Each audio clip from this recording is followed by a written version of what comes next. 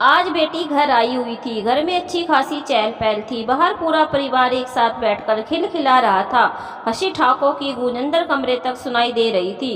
गगन जी का भी मन कर रहा था कि वो भी अपने परिवार के साथ बैठे बातें करे, पर वो तो अपने बीमार शरीर और उदास मन को लिए अपने कमरे में पलंग पर लेटे हुए थे। आजकल शरीर साथ नहीं देता। बूढ़ा और बीमार हो चुका है।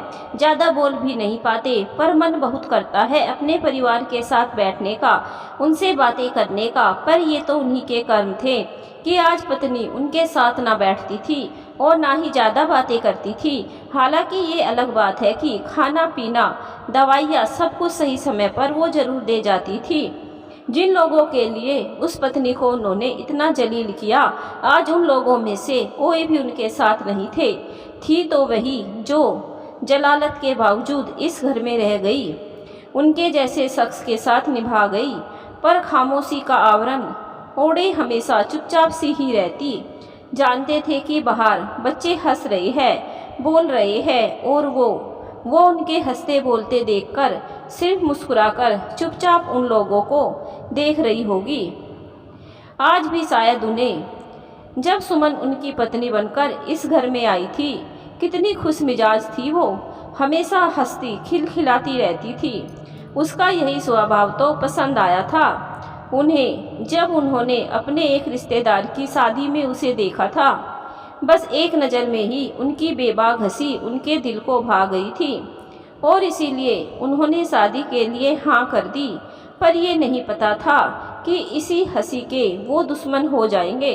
अक्सर अम्मा से डांट भी खा लेती। आखिर बहू का इतना हंसना बोलना उन्हें पसंद नहीं था। और फिर अपनी अम्मा का मन रखने के लिए गगन जी भी सुमन को ही डांटकर चुप कर देते थे। लेकिन सुमन भी क्या करती, अपने स्वाभाविक स्वभाव को तो छोड़ नहीं सकती थी। उसका स्वभाव तो वैसे ही हंसमुख था, तो फिर कुछ देर बाद वापस वैसे ही हो जाती। गगन जी भी मन ही मन मुस्कुराकर रह जाते, पर अम्मा के सामने खुलकर जाहिर नहीं करते। लेकिन उस दिन जो कुछ हुआ, उसके बाद सुमन का वो स्वाभाविक स्वभाव कहाँ गायब हो गया। उसकी कसक आज भी गगन जी के मन में थी। जरा सी हिम्मत नहीं कर पाए अपनी अम्मा के सामने, ये जानते हुए कि पत्नी सही है, और पत्नी को ही दबा कर रख दिया। उस दिन छोटी बहन जानकी की सगाई थी। बड़ी बहन आरती भी घर पर आई हुई थी और कई खास रिश्तेदार घर पर मौजूद थे। सगाई का प्रोग्राम पूरा हो चुका था। सुमन और आरती ने सारा सामान अम्मा के कमरे में रख दिया। सुमन के मायके वाले अपने घर रवाना हो चुके थे। बाहर सभी खास रिश्तेदार बैठे बात कर रहे थे। गगन भी उन्हीं लोगों के साथ था। इधर सुमन रसोई में काम कर ही रही थी कि बाहर से अम्मा जी जोर जोर से चिल्लाने की आवाज़ आई। हे भगवान, मैं तो लुट गई, बर्बाद हो गई, कौन बैरी दुश्मन पीछे पड़ा है। अचानक अम्मा की आवाज़ सुनकर सब लोग अंदर की तरफ भागे। अम्मा अपने कमरे में थी। गगन ने आकर अम्मा से पूछा, क्या हुआ अम्मा, इस तरह रो क्यों रही हो, क्या हो गया। पर अम्मा तो जोर जोर से छाती पीट पीट कर धाड़े मारकर रो रही थी। चुप होने का नाम ही नहीं ले रही थी। अरे बताओ तो सही, क्या हुआ, हुआ क्या है। रोना बंद करोगी तो हमें पता चलेगा ना, पीछे से मामा जी ने भी कहा। मामा जी की बात सुनकर अम्मा रोते हुए बोली, अरे जानकी के ससुराल से आए हुए गहने कहाँ हैं, मिल नहीं रहे, जरूर चोरी हो गए होंगे। हे भगवान, मैं इसके ससुराल वालों को क्या जवाब दूंगी, मैं तो बर्बाद हो गई। अम्मा रोती रोती बोली। अम्मा के बोलते ही अजीब सी खामोशी घर में छा गई। अरे ध्यान से देख, इन्हीं सामान में कहीं रखा होगा, मामा जी दोबारा बोले। भैया पूरा सामान ऊपर नीचे करके देख चुकी हूँ, पर गहने नहीं है, जरूर चोरी हुए होंगे।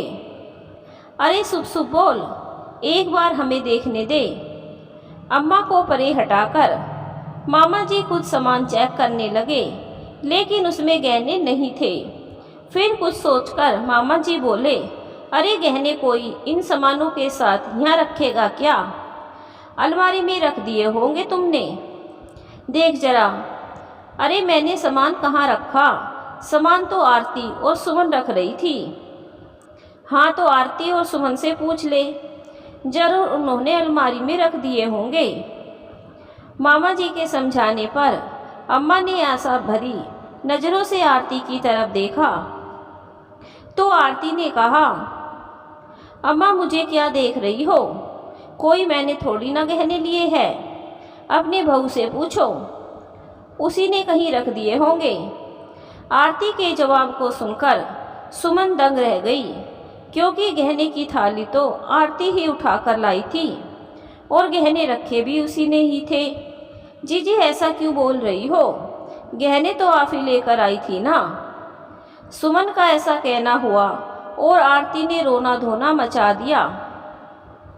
अब मेरे मायके में ही मुझ पर चोरी का इल्ज़ाम लगेगा, यही दिन देखना बाकी रह गया था। आज मेरे बापू जिंदा होते तो मजाल थी कोई मुझे इतना कहकर दिखा देता। उसे रोता देखकर अम्मा सुमन पर धाड़ पड़ी, खबरदार, जो मेरी बच्ची पर चोरी का इल्ज़ाम लगाया तो तूने ही गहने लिए होंगे। ये मेरी बेटी है, इसको मैं बचपन से जानती हूँ। अरे जन्म दिया है मैंने इसे, इसमें मेरे संस्कार कूट कूट कर भरे हैं। तू बाहर से आई है, जरूर तूने ही गहने लिए होंगे और तेरे मायके वालों को दे दिए होंगे, तभी तेरे मायके वाले इतनी जल्दी चले गए। बस अम्मा जी, आप मेरे माता पिता पर चोरी का इल्ज़ाम कैसे लगा सकती हो? मैंने तो गहनों की शक्ल तक नहीं देखी, चुराना तो दूर की बात है। सुमन ने पलटकर जवाब दे दिया।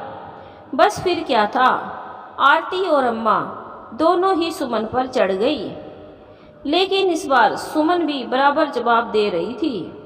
आखिर उस पर चोरी का इल्ज़ाम लगा था, कोई छोटी मोटी बात थोड़ी न थी। घर में इतना हंगामा होते देखकर मामा जी ने बीच बचाव किया, लेकिन आरती और अम्मा तो चुप होने का नाम ही नहीं ले रही थी। सच सच बता, गहने कहाँ पर है? अगर तू नहीं बोलेगी तो तेरे माँ बाप से जाकर गहने लेंगे हम लोग और वही सबके सामने उनकी इज्जत की मटिया मेल करेंगे। अम्मा जी, मेरे माँ बाप इज्जतदार लोग हैं, कोई चोर उचक्के नहीं जो आपके घर पर बुलावे पर आएंगे और सामान चोरी करके ले जाएंगे। सुमन ने थोड़ी तेज आवाज में कहा। बस सुमन, तुम मेरी अम्मा से किस तरह से बात कर रही हो? याद रखो, तुम इस घर की बहू हो। अपनी आवाज़ को नीचा रखकर बोलो, और अगर गहने लिए भी है तो दे दो, कोई तुमसे कुछ नहीं कहेगा। अचानक गगन सुमन पर बिगड़ गया।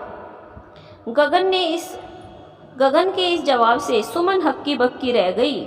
मतलब गगन भी उस पर ही इल्ज़ाम लगा रहा था। एक लड़की जो ससुराल को अपना घर मान लेती है, आज वहाँ सुमन बिल्कुल अकेली खड़ी थी, पति का साथ नहीं था। गगन के जवाब के बाद सुमन की नज़र आरती से टकराई तो वो मंद मंद मुस्कुरा रही थी। इससे बड़ी जीत और क्या हो सकती थी। लेकिन तब तक आरती का 9 साल का बेटा अपने हाथ में एक कपड़े की छोटी सी पोटली लेकर आया और सबके सामने ही बोला, माँ, ये अपना सामान नहीं है, किसी ने गलती से अपने सामान में रख दिया। उसे देखते ही आरती के चेहरे पर पसीने की बूंदें चमकने लगी। उसके चेहरे पर डर देखकर मामा जी ने वो पोटली उस बच्चे के हाथों से अपने हाथों में ले ली और उस पोटली को खोलकर देखा तो सब भौचक्के रह गए। उसमें जानकी के ससुराल से आए हुए गहने थे। सबने हैरानी से आरती की तरफ देखा, पर तो वो तो बेशर्मों की तरह अपने बेटे का हाथ पकड़कर दूसरे कमरे में चली गई, जैसे कुछ हुआ ही ना हो।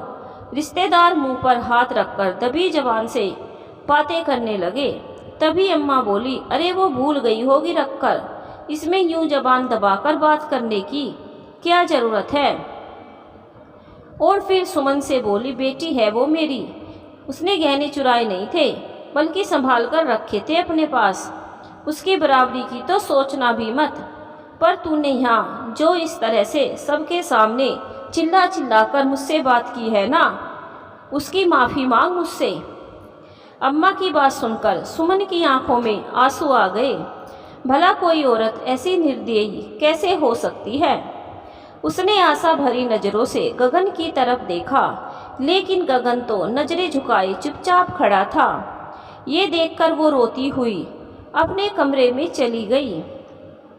लेकिन जब इतना हंगामा हो ही गया तो रिश्तेदार भी धीरे धीरे कर वहाँ से रवाना हो गए। यहाँ तक कि आरती ने भी देर नहीं लगाई वहाँ से रवाना होने में। अब घर में अम्मा, जानकी, गगन, मामा जी, बुआ जी और सुमन ही बचे थे। लेकिन अम्मा तो अब अनशन पर बैठ गई कि जब तक बहू माफ़ी नहीं मांगेगी तब तक मैं पानी की एक बूंद भी नहीं पीऊँगी। आखिर उसने इतने रिश्तेदारों के सामने मुझसे ऊंची आवाज़ में बात की तो कैसे की। सबके सामने मेरी बेइज्जती कर दी। आखिर गगन ने समझाया, अम्मा जो बात हो गई अब उसे छोड़ो भी, आप पानी पी लो, आपकी तबीयत बिगड़ जाएगी। अरे ऐसे कैसे छोड़ दूँ? तेरी पत्नी ने इतने लोगों के सामने मेरी बेइज्जती की है, माफ़ी तो उसे मांगनी ही पड़ेगी। अम्मा अपनी ही ऐंठ में बोली, पर अम्मा, आरती जीजी ने भी तो गलती की थी। आखिर सुमन की क्या गलती? अरे वाह, आज तो बीवी के लिए तो अपनी बहन का गलत बता रहा है।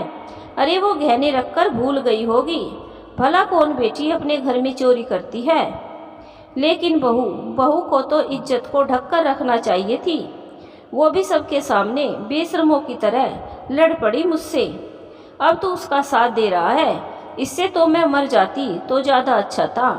पर याद रख, पत्नी तो फिर भी तुझे दोबारा मिल जाएगी, माँ नहीं मिलेगी दोबारा। अम्मा आंसू बहाते हुए बोली। आखिर अपनी माँ को रोता देखकर गगन वहाँ से उठा और सीधे सुमन के पास कमरे में पहुँच गया और जाकर बोला, सुमन क्या ऐंठ में बैठी हुई हो तुम? जाकर अम्मा से माफ़ी मांग लो ना। देखा उन्होंने पानी की बूंद तक नहीं पी है, कहीं उनकी तबीयत खराब ना हो जाए। तो इसकी जिम्मेदारी मेरी है क्या? मैं क्यों माफ़ी मांगूं? चोरी तुम्हारी बहन ने की थी, मैंने थोड़ी ना की थी। मेरे माँ बाप को ताने भी वो लोग मार रहे थे, इल्ज़ाम भी मुझ पर वो लोग लगा रहे थे, और माफ़ी मैं ही मांगूं? तुम्हारी अम्मा पानी नहीं पी रही है तो उसमें मैं कुछ नहीं कर सकती। आखिर उनके गलत के लिए मैं क्यों माफ़ी मांगूं? सुमन समझो तो देखो, पत्नी तो मुझे और मिल जाएगी, लेकिन माँ तो एक ही है मेरे पास, वो दोबारा नहीं मिलेगी। तुम्हारी एक माफ़ी से उन्हें खुशी मिलती है तो माफ़ी मांग लो ना। गगन ने अपनी आवाज़ ऊंची करते हुए कहा। इसके जवाब से सुमन के अंदर कुछ दरक सा गया। पत्नी और मिल जाएगी पर माँ दूसरी नहीं मिलेगी, तो पत्नी फिर हाथ थामकर इस घर में क्यों लाई गई? इस घर में मेरी जगह कहाँ है? सोच सोचकर सुमन का रोना छूट गया। पर माता पिता को दुख ना हो, उन तक ये बात ना पहुँचे, इसीलिए आंसुओं का घूंट पीकर मामा जी और बुआ जी के सामने उसने अम्मा से आखिर पैर छूकर माफ़ी मांग ली, जिससे अम्मा के झूठे स्वाभिमान को बहुत तसल्ली मिली। लेकिन सुमन के स्वाभिमान के टुकड़े टुकड़े हो गए। लेकिन वो आखिरी दिन था जब सुमन को इतना बोलते हुए देखा था। उसके बाद तो वो बिल्कुल खामोश हो गई। अब ना वो ज़्यादा किसी से बोलती थी और ना ही खिलखिलाती थी। हाँ और हूँ में ही जवाब देकर अपने काम से काम रखती थी, ना किसी से लेना ना किसी से देना। जिसने जो काम कह दिया चुपचाप कर लेना और फिर एक तरफ चुपचाप बैठ जाना। सोचते सोचते गगन जी की आंखों में आंसू आ गए। तभी सुमन अंदर कमरे में आई। हाथ में पानी का गिलास था। वहीं पास वाली ड्रॉयर में से दवाइयाँ निकाली और गगन जी को देते हुए हाथ आगे बढ़ा दिए। लेकिन गगन जी ने हाथ में दवाई लेने की जगह अपने दोनों हाथ जोड़ दिए और अपनी कपकपाती आवाज़ में कहा, सुमन अब तो माफ़ कर दो मुझको। उनकी आवाज़ सुनकर सुमन ने एक नज़र उनकी तरफ देखा और फिर दवाई हाथ में देते हुए बोली, आपकी दवाई का समय हो गया है। सुमन माफ़ कर दे मुझे, तेरे इतने सालों के खामोशी नासूर बन चुकी है मेरे लिए, अब बर्दाश्त नहीं होता। कोई बात नहीं है जी, माफ़ी क्यों मांगते हो? इस घर में गलतियों के लिए कोई माफ़ी नहीं मांगता, बल्कि बिना गलती के माफ़ी मंगवाई जाती है।